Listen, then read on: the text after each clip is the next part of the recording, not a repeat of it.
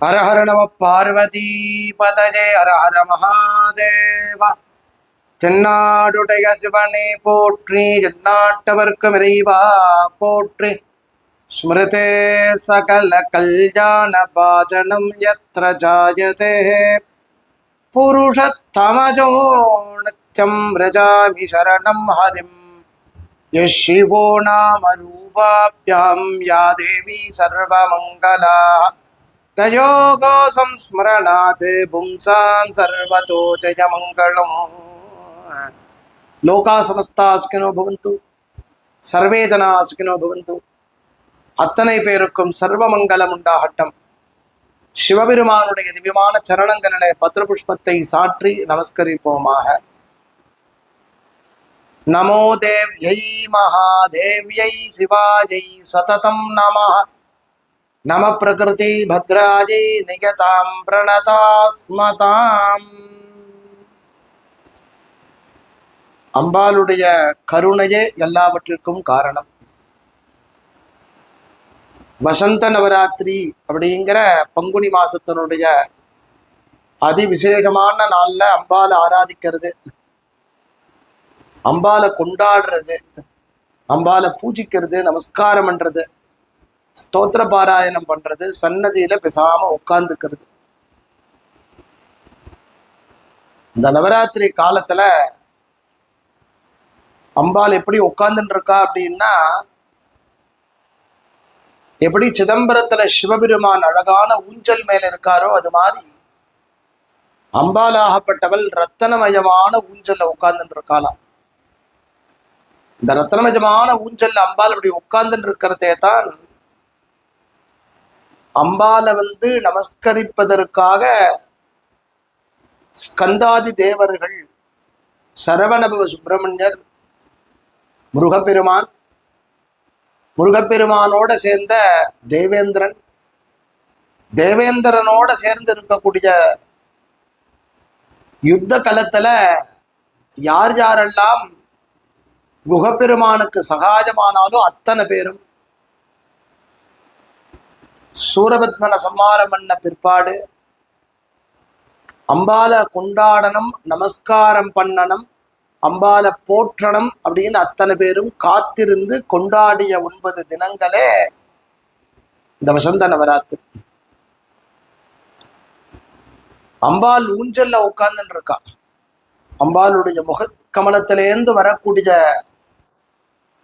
ஒரு கமகமகமன்னு இருக்கக்கூடிய வாசன திரவியங்கள் எல்லாரையும் கட்டி இழுக்கிறது. காரணம் என்ன அப்படின்னா, அம்பாளுக்கு எவ்வளவு நைவேத்தியம் பண்ணினாலும் ரொம்ப முக்கியமானது தாம்பூலம். தாம்பூலம் இல்லாமல் எதையுமே பண்ணப்படாது. தாம்பூலம் அவ்வளவு அவசியமானது, அதி ரகசியமானது, அவசியமானது. அம்பாளுடைய தாம்பூல வாசனை, தாம்பூலத்திலிருந்து வரக்கூடிய அம்பாளுடைய வாக்கிலே இருந்து வருஷிக்கக்கூடிய அந்த எச்சில்லாம இருக்க பாருங்க, அது கிடைக்கிறதுக்கே புண்ணியம் பண்ணி இருக்கணும். நம்மள மாதிரி அல்ப ஜனங்கள்ட்ட தான் தன்னுடைய வாக்கில இருந்து அது விழும். ஜெகதம்பிகையினுடைய வாக்கிலே இருந்து வரக்கூடியது திக்தேவதைகள்லாம் காத்துன்னு இருக்காளாம், இந்த மேல அது தெளிக்காதான்.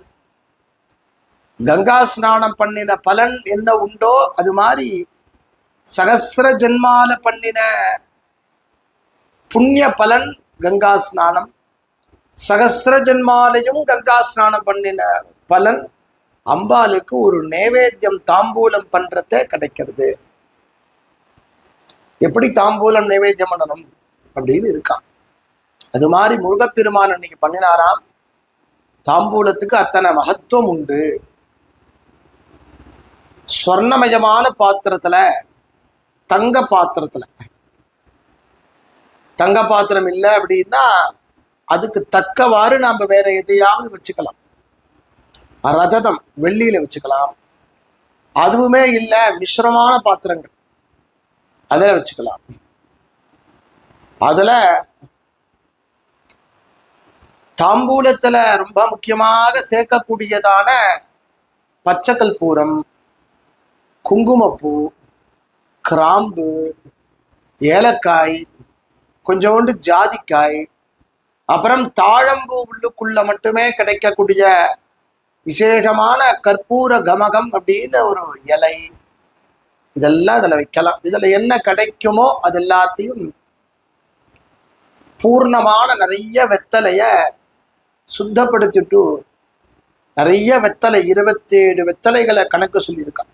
வெத்தலை அதுல வச்சு, அதுக்கு மேல பாக்கு பழத்தை வச்சு, அதுக்கு மேல இது எல்லா திரவியங்களையும் அதுல வச்சு அம்பாளுக்கு முகவாசனாதி தாம்பூலம்னு சமர்ப்பணம் பண்ணு.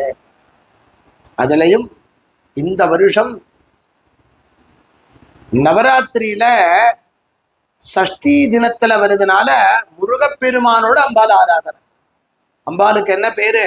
குகாம்பிகாஜை நமஹா, ஸ்கந்தமாதா. அப்படி பண்ணதுனால என்ன உண்டாருதுன்னா சௌபாகியம் உண்டாகிறது.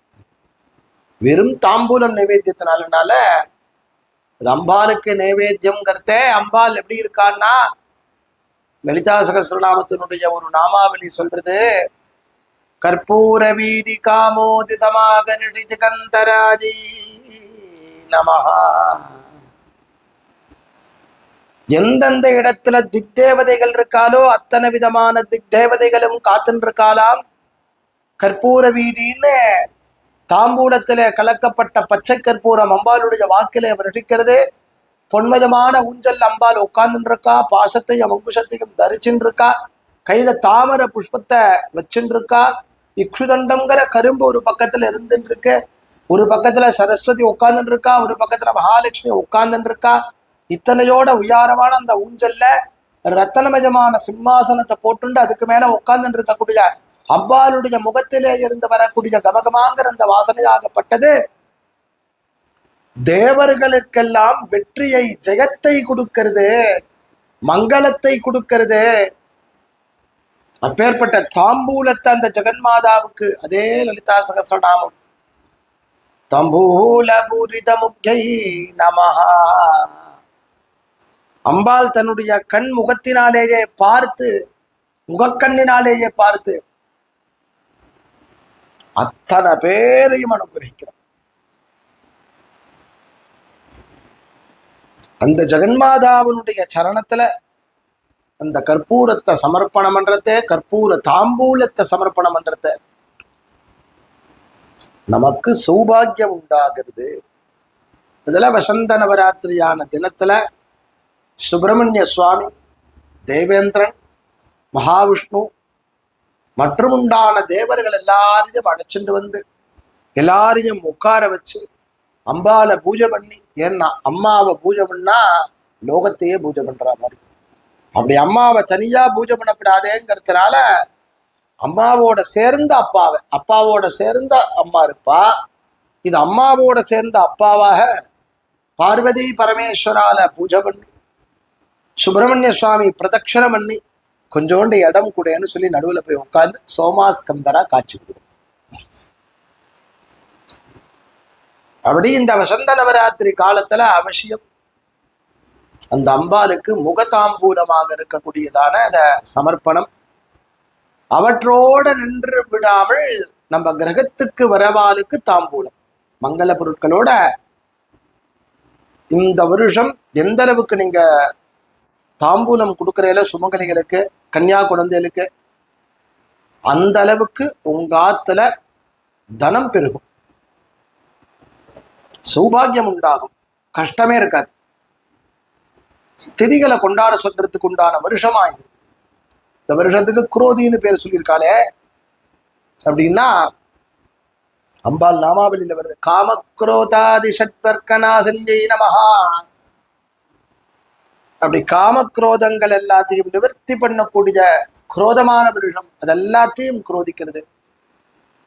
அப்பேற்பட்ட அந்த ஜெகன்மாதாவை, பாலா திரிபுர சுந்திய பராசக்தி பராபரிய நம்முடைய கிரகத்திலேயும் எழுந்தருளி அருள் பாலிக்கக்கூடிய அம்பிகைய வருஷப்பிறப்பு தினத்துல, ஏன்னா நீங்க சஷ்டி, குமார சஷ்டின்னு சொல்லுவோம் இல்லையா, அது மாதிரி சஷ்டி, அந்த சஷ்டியோட சேர்ந்த அந்த தினத்துல பஞ்சமியில வருஷம் பிறக்கிறது, சஷ்டியில வருஷத்தை கொண்டாடுறோம். பஞ்சமியும் சஷ்டியும் தேர்ந்த திருநாளாக இந்த வருஷம் அமையிறது. அப்படி அம்பால நிறைய தாம்பூலம் பாக்குப்பழம் வச்சு தாம்பூலத்தை நைவேத்தியம் பண்ணி வர சுமங்கலிகளுக்கெல்லாம் கொடுத்து எல்லாரும் சௌபாகியம் பெறணும். எல்லாருடைய கிரகத்திலையும் அம்பாளுடைய அனுகிரகம் உண்டாக்கி தரணும். நிறைய யாக யஜ்ஞங்கள் நடக்கணும். எல்லா இடங்களையும் நாம கோஷம் சொல்லணும். எல்லாரும் தர்மம் பண்ணணும். ஜெய் விஜயி பவான்னு நல்ல ராஜ்யம் அமையணும். அப்படி சுவிருஷ்டி சுவாமியுடைய அனுகிரகத்தினால அத்தனை பேர் ஆனந்தம் உண்டாகணும்னு அம்பாளை பிரார்த்திப்போம். ஜெகன்மாதாவினுடைய கருணையே எல்லாவற்றிற்கும் சகலவிதமான மேன்மையதும் சௌபாகியத்தையும் தந்தருள வேண்டும். கற்றும் தெளிதார் காடே கதியாய் கண்மூடி நெடும் கணவானதவம்